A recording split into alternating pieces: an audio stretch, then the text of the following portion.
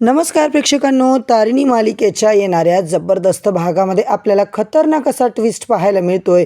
देशसेवेसाठी आपली तारिणी मात्र मोठ्या आता मिशनसाठी निघाली, पण नेमकं त्याच वेळेस प्रेक्षकांनो घरात सुद्धा एकापाठी एक मात्र संकट येताना आपल्याला पाहायला मिळत आहेत। काव्या आणि वैभवच्या साखरपुड्याची आता जय्यत तयारी सुरू झाली आणि स्पेशली नारळी पौर्णिमेच्या दिवशीचा मुहूर्त आता निघालाय। आता मात्र तारिणीसाठी त्याच दिवशी खूप मोठं मिशन असणारे, त्यामुळे तारिणीची तयारी मात्र आता कशी पूर्ण होणार हा खूप मोठा प्रश्न केदार तारिणीला पडलेला असतो। त्यात सुमी मात्र आता घरची सगळी अख्खी जिम्मेदारी मात्र तारिणीवर सोपवते। साखरपुड्याचा मुहूर्त जेव्हा काढला जातो तेव्हा मात्र प्रेक्षकांनो लवकरात लवकर मुहूर्त काढा असं चेतना काकू सांगतात आणि त्यावेळेला केदार मात्र तारिणीकडे बघत असतो। काही झालं तरी, कितीही संकट आले तरी प्रत्येक परिस्थितीत केदार मात्र तारिणीला खंबीरपणे साथ देताना आपल्याला पाहायला मिळतंय। तर मंडळी, तारिणीला प्रत्येक क्षणी मदत करण्यासाठी केदार तर उभा आहे आणि सगळ्यात मोठा धक्का म्हणजे आता केदारच्या हातात एक मोठा पुरावा लागलाय, ते म्हणजे कौशिकी ताईचा नवरा शेखर दादा। जयवंत श्रीवास्तव या नावानेच आता तो इकडे वागवत होता। ज्या सिम कार्डवरून युवराजला वेगळ्या वेगळ्या आवाजात फोन करण्यात आले, ते सिम कार्ड चक्क आता शेखरच्या नावावर रजिस्टर असल्याचं खूप मोठं सत्य समोर आले। होय प्रेक्षकांनो, मग आता हा पुरावा खरंच शेखरचा खेळ उघड करणार का, की कौशिकी पुन्हा काहीतरी खोटं नाटक करून हा पुरावा सुद्धा गायब करण्याचा प्रयत्न करणार आहे? कारण हा पुरावा समोर आल्याच्या नंतर कौशिकी ताईची प्रतिक्रिया नेमकी काय असणार हे मात्र केदार तारिणीला आता पाहायचंय। दुसरीकडे पद्मिनीने मात्र आपला वेगळाच कार्यक्रम केलाय प्रेक्षकांनो। खतरनाक डाव आखलाय, ते म्हणजे फक्त तारिणीला खाली दाखवण्यासाठी। नंतर निशीला चांगलं दाखवायचा प्रयत्न तिचा असतो आणि पद्मिनी खूप मोठा घाणेरडा प्लॅन बनवते। तारिणीची सगळ्यांच्या समोर फजिती करायचा असा मात्र तिचा डाव असतो। कारण काव्याच्या साखरपुड्याच्या दिवशी आता मात्र इतका मोठा धमाका होणार आहे, ज्यामुळे संपूर्ण बेलसरे कुटुंब, खांडेकर कुटुंब मात्र हादरून जाणार आहे। कारण या साखरपुड्यात प्रेक्षकांनो जे टीम मात्र रेड टाकणार आहे आणि तारिणीच्या मदतीनेच खऱ्या सूत्रधाराला अटक करण्याची आता जबरदस्त तयारी त्यांनी केलेली असते। आता मात्र तारिणी हे मिशन पूर्ण करण्यामध्ये खरंच कितपत यशस्वी होणार, शेखरच्या नावावरचं सिम कार्ड नेमकं कुठलं सत्य बाहेर आणणार हे मात्र पाहणं रंजकदार ठरणार आहे। आणि सगळ्यात महत्त्वाचं म्हणजे काव्याच्या साखरपुड्याच्या दिवशी खरा सूत्रधार मात्र फायनली प्रेक्षकांनो जेच्या जाळ्यात अडकणार। चला तर मग आजचा भाग एवढा जबरदस्त दाखवलाय ना, शेवटपर्यंत नक्की बघा। चॅनलवरती नवीन असाल तर चॅनलला सबस्क्राईब करा, व्हिडिओला लाईक करा। इकडे केदार मात्र सगळ्या गोष्टी आता चेक करत असतो। शेखर दादानी हे सगळं का केलं असेल, म्हणजे त्यांच्या फोनवरती कोणीतरी दुसऱ्या व्यक्तीचा सिम कार्ड त्यांच्या नावाने असं कसं होऊ शकतं ना? ताईशी ते बोलतायत, नक्कीच काहीतरी आता गडबड आहे। तेव्हा आता तो बोलतो, हे बघ आपल्याला यांच्यावर आता बारीक लक्ष ठेवायलाच लागेल। पण तारिणीचं अजिबात केदारकडे लक्ष नसतं। तेव्हा मात्र केदार विचारतो, बॉस अगं लक्ष कुठे तुझं? शेखर सरांकडे सुद्धा आपलं दुर्लक्ष झालंय, कळतंय का तुला? तेव्हा मात्र याचा परिणाम काय होऊ शकतो? ही व्यक्ती कोण आहे? गुलाबसोबत याचा संबंध आहे का? आणि याबद्दल कौशिकी ताईला काही माहिती आहे की नाही, हे सगळं सुद्धा मला खूप आता संशयास्पद वाटतंय। तेव्हा केदार म्हणतो, बॉस तुला काय झालंय? आश्रमात तू यायला निघाली तेव्हा तू अचानक गायब झाली, काय झालं काय तुला? आता माझी शपथ आहे, प्लीज मला खरं सांग। तेव्हा मात्र आता तारिणी म्हणते, अरे मी मैत्रिणीला भेटायला गेले होते। केदार मात्र म्हणतो, नाही तुला माझी शपथ घातली आहे ना, आता तुला खरं बोलावं लागेल। इकडे लहान मुलगी भाषण करत होती रॉबद्दल, तेव्हा तुझ्या डोळ्यात पाणी का आलं होतं बॉस? तेव्हा तारिणी म्हणते, ते तर खरंच चांगलं होतं ना, तू काय एवढा ओव्हर रिॲक्ट करतोयस? तेव्हा तू कामत काकांना मात्र बघून सुद्धा डिस्टर्ब झाली होतीस, नक्की काय घडलंय मला सांग। तारिणी मात्र आता प्रेक्षकांनो केदारकडे एक नवरा म्हणून बघते, तिच्या डोळ्यात पाणी येतं। काही नाही रे, काही नाही झाले मला। केदार म्हणतो, नाही तुला माझी मी आता शपथ घातली आणि तुला सांगावंच लागेल। तेव्हा मात्र प्रेक्षकांनो तारिणी सगळं घडलेला प्रकार सांगते। ज्या लोकांनी तिला किडनॅप केलं ती रॉची लोकं होती आणि मग आता त्या लोकांनी मला त्या मिशन तिरंगासाठी आता किडनॅप केलं होतं आणि मिशन तिरंगामध्ये मला मात्र ऑफिसर म्हणून नेमणूक केली आहे। हुशारीने आता त्यांनी मला तिकडे नेलं आणि मला नीट एक्सप्लेन आता करताच आलं नाही. आणि सगळं घडलेलं सगळं प्रेक्षकांनो विक्रांत कारखानीस काय काय बोलले सगळं तारिणी केदारला सांगत असते. बॉस नेमकं प्रकरण काय? तेव्हा तारिणी मात्र आता एवढंच म्हणते की मला जावं लागेल. डिपार्टमेंटमध्ये आता तुझं खूप कौतुक होतं म्हणून त्यांनी माझा विचार केला आहे, माझं कौतुक केलं आणि माझं प्रमोशन केलं आहे. आम्ही तुझी जन्मकुंडली काढली आहे, तू कुठे कसं काय करते आम्हाला सगळं माहिती आहे. पहिले तू आमच्या बॅचमध्ये सगळ्यात श्रेष्ठ होती, तुला फर्स्ट क्लास पास केलं होतं. तुला जे काही मिशन तू घेतलं त्यात प्रोटोकॉल सगळ्या गोष्टी तू फॉलो करत आलीस. पण आता तुझं जे काही चोख काम आहे ना ते बघूनच आम्ही तुला आता इकडे आमच्या याच्यामध्ये घेतलेलं आहे. कारण तुला आठवतं आहे का ज्या मिशनमध्ये रणरागिणीसारखी लोकांना गुंडांच्या तावडीतून तू वाचवलं होतं, तू त्या रेपिस्टची वाट लावली होती. अंदाजा आम्ही काढला आहे त्याचा, सगळं ऑफ द रेकॉर्ड आहे की ऑन द रेकॉर्ड आहे हे मला माहिती नाही आहे. पण आता मी सगळा अभ्यास करून आलो आहे, आम्हाला स्पष्टपणे माहिती आहे. एक एक करून तुझ्या बाबतीतल्या आम्ही सगळ्या गोष्टी जाणून घेतल्या तारिणी. आम्हाला आता बेस्ट ऑफिसर म्हणून तूच हवी आहे. इकडे प्रेक्षकांनो केदारला सगळं तारिणी सांगत असते की विक्रांत सर काय काय बोलले, आम्ही तुझ्यावर इम्प्रेस आहो. खूप मोठी गोष्ट आहे की तू आमच्या टीममध्ये आलीस आणि खूप जास्त कौतुक करत होते. खूप जणांनी तुझं नाव रिकमेंड केले, पण आता ज्यांनी तुझं नाव रिकमेंड केले ती म्हणजे सगळ्यात महत्त्वाची रेवा. तारिणी म्हणते रेवाने माझं नाव रिकमेंड केलं, अरे वा. तेव्हा मात्र तिलाही नवल वाटतं आणि ती म्हणते तुमच्याबरोबर ती काम करून गेली आहे. या मिशनमध्ये जर कोणी जीवाची बाजू लावू शकतो तर ती जीवाची बाजी लावणारी आहे ती म्हणजे फक्त तारिणी बेलसरे. सगळ्यात मोठं आता तारीफ तुझी रेवानीच केली होती आणि कौतुक करण्यासारखीच आहेस तू तारिणी बेलसरे. तुमचं सगळीकडे खूप नाव आहे. तारिणी म्हणते सर तुम्ही माझं कौतुक करताय हे बरोबर आहे, पण हे सगळं करण्यामागे काय कारण आहे मला कळेल का? आता ते म्हणतात तुला आम्ही ऑपरेशन तिरंगासाठी आजच्या आज पाठवणार आहोत. हे मिशन देशासाठी खूप महत्त्वाचं आहे. तारिणी आता केदारला खूप चांगल्या पद्धतीने सगळं सांगते. तिला सुद्धा रडायला येतं, केदारसुद्धा इमोशनल होतो. पण आता हे मिशन किती महत्त्वाचं आहे या सगळ्यासाठी पुढे जायला लागेल. त्यांनी मला जी इन्फॉर्मेशन दिली आहे, विक्रांत सरने जे सांगितलं ऑपरेशन तिरंगा. तारिणी विचारते की सर मला कुठे जायचं आहे?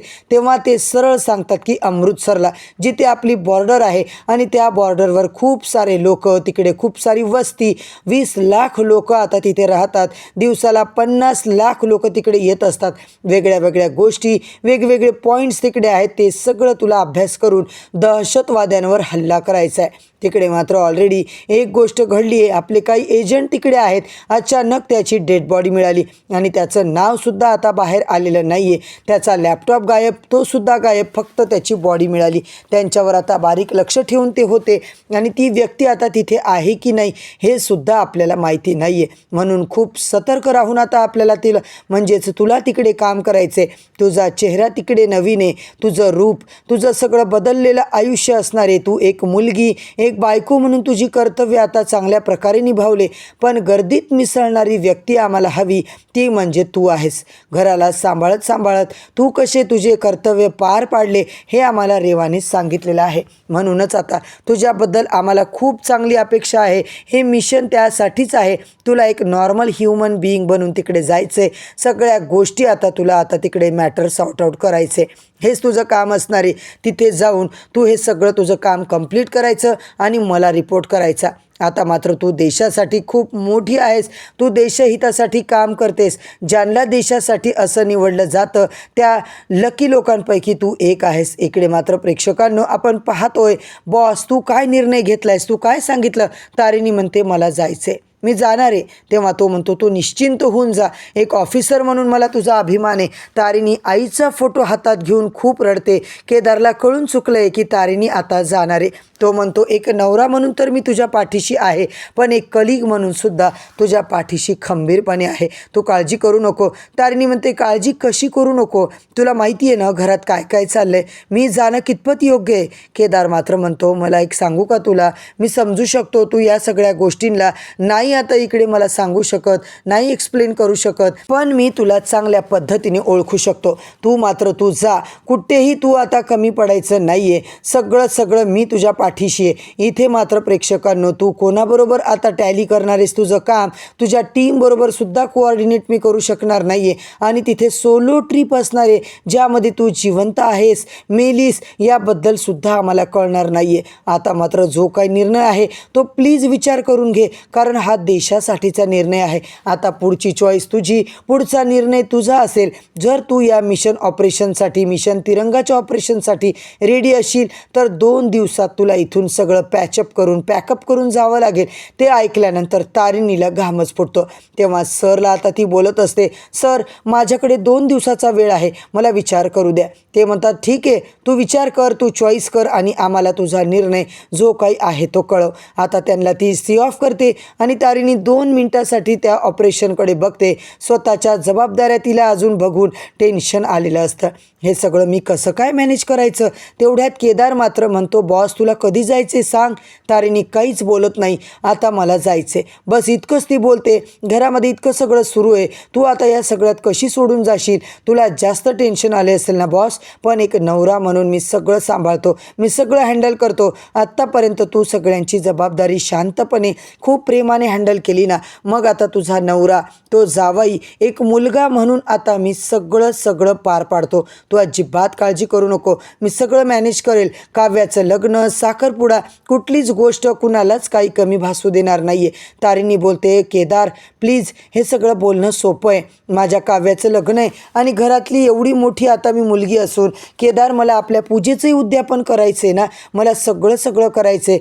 खरंच मला हे सगळं कठीण वाटतं आहे. काय वेळ आली आहे माझ्यावर अचानकपणे. हे सिक्रेट मिशन काय, मिशन तिरंगा काय.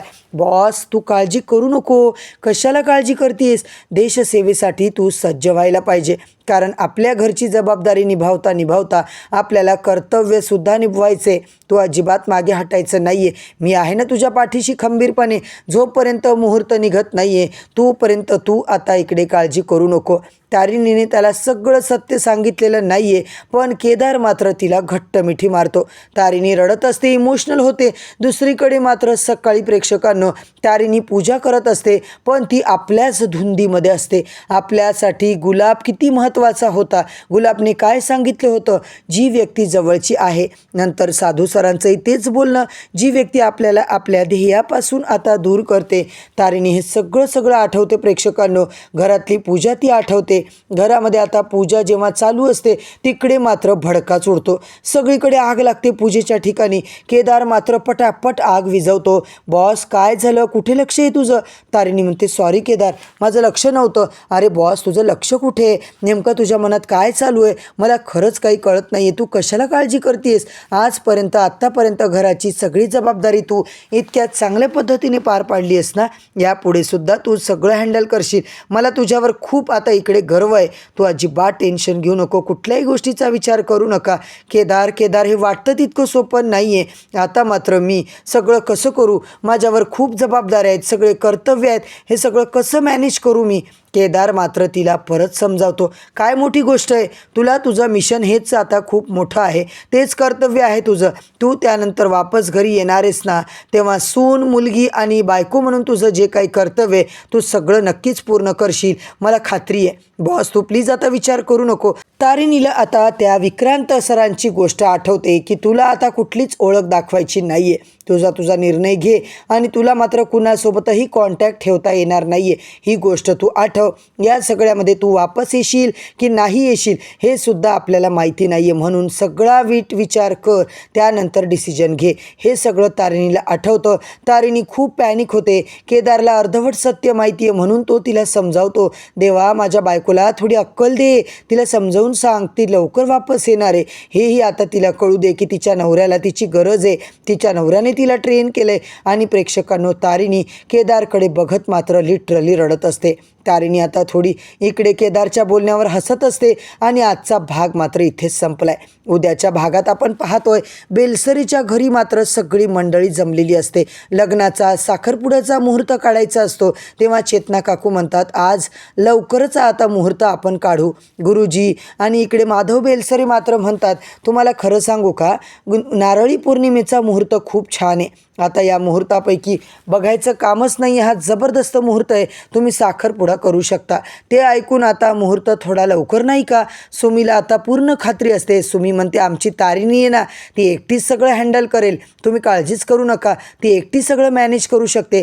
तेवढ्यात पद्मिनी मात्र प्रेक्षकांनो, तारिणी ही माणूस आहे, तिच्याकडून चूक तर होणारच आहे आणि तिच्याकडून जी काही चूक झाली तीच आपल्याला पकडायची आहे, त्याचाच आपल्याला फायदा घ्यायचा आहे, वापर करायचा आहे. आणि दुसरीकडे तारिणी सुमीला मात्र म्हणत असते सुमी जरा घाई होते असं वाटत नाही का? सुमी म्हणते तू आहेस ना, तुला तर खूप हौस होती तुझ्या बहिणीच्या लग्नाची, आता तू का मागे हटतीयस? तुला शोभत नाही मागे हटणं, तू आता घाई कर. आणि इकडे तारिणी मात्र पॅनिक झालेली असते. तारिणीची बोलतीच बंद झालेली असते. प्रेक्षकांनो, 2 दिवसात तारिणीला निघायचे, पण आता नारळी पौर्णिमेला तिच्या बहिणीच्या साखरपुड्याचा मुहूर्त ठरला. आता मात्र तारिणी काय निवडणार आहे, पुढे नेमकं काय घडणार आहे, हे सगळं पाहणं फारच इंटरेस्टिंग ठरणारे प्रेक्षकांनो. म्हणूनच तारिणी मालिकेच्या येणाऱ्या सगळ्याच धमाकेदार भागांच्या अपडेटसाठी, एपिसोड रिव्ह्यूसाठी चॅनलवरती नवीन असाल तर चॅनलला सबस्क्राईब करा, व्हिडिओला लाईक करा. परत भेटूया प्रेक्षकांनो उद्याच्या नवीन भागाच्या नवीन अपडेटसोबत. तोपर्यंत धन्यवाद.